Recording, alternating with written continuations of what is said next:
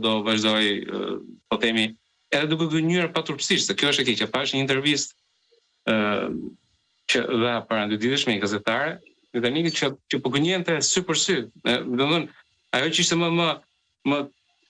më tipike, domethënë nga gënjesat ishte që thoshte ata kamionët që vajtën Zvërnet vajtën për të ndërtuar rrugë për fshatarët e zonës. Spektakël ishte ajo.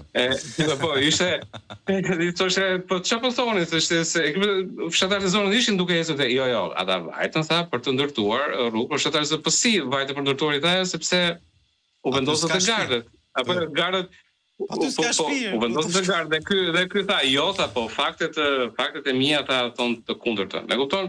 Dhe tha ajo, po thonë që mos i besojmë syve tan.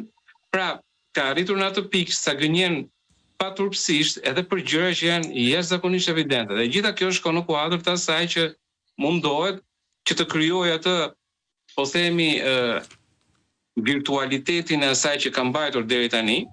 Pra, ata narrative që kam edhe, problemi është që nuk e mban dot më, domethënë i ka rënë rrobat, i ka rënë të gjitha dhe tashmë është lakuriq. E kuptoj. Cukali, më lakuriq mediat apo Rama, apo mediat e Ramës? Kush është në këtë garë toplesi fitues? Unë dua të kap një aspekt, se gjithë që u tha janë shumë sakta, unë dua të kapja një aspekt tjetër. Po ndodh një fenomen që është në perëndim ka ndodhur tashmë, po tani është vonuar, që janë burimet alternative të informacionit. Pra ne deri tani kishim pasur 2 burime informacioni që një është media tradicionale, ajo që ju quheni mediat e Ramës.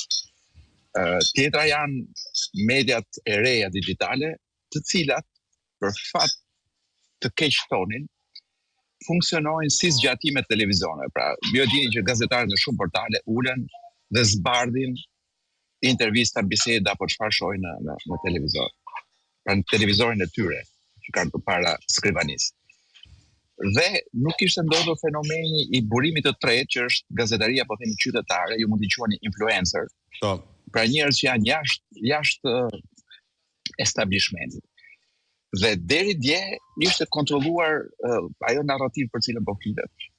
Pra e vërteta e kryeministrit ishte kontrolluar shumë lehtë, ti kontrollon burimin kryesor të informacionit të vend që janë televizionet.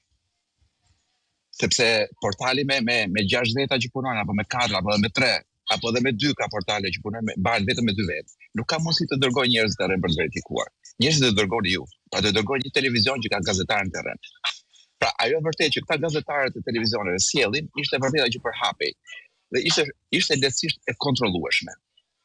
Pjesa tjetër që ishte pjesa e pakënaqësisë online, kontrollohej përmes sepse zotëria kalëronte algoritmin. Sigurisht duke pasur resurse më të mëdha se çfarë do lloj partie, opozita apo shoqërie civile.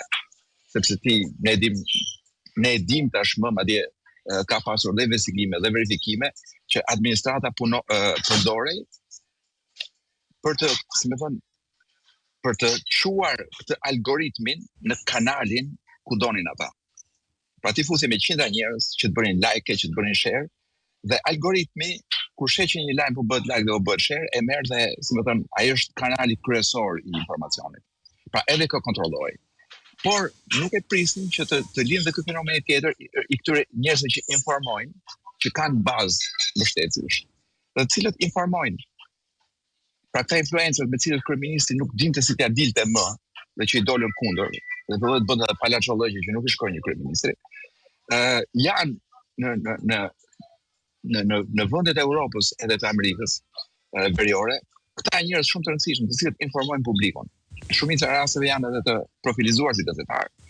Pra njerëz të cilët realisht informojnë publikun mbi ngjarje reale, konkrete.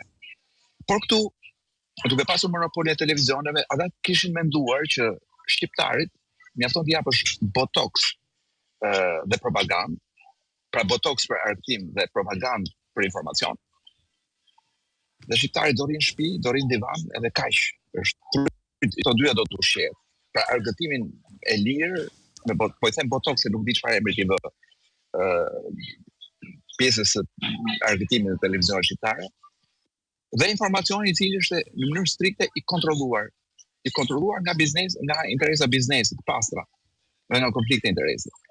Tani kjo gjë doli i doli jashtë formulës sepse është zhvillimi i tillë i informacionit në botë që nuk mund të rrihet me këto formula, janë të vjetra si formula.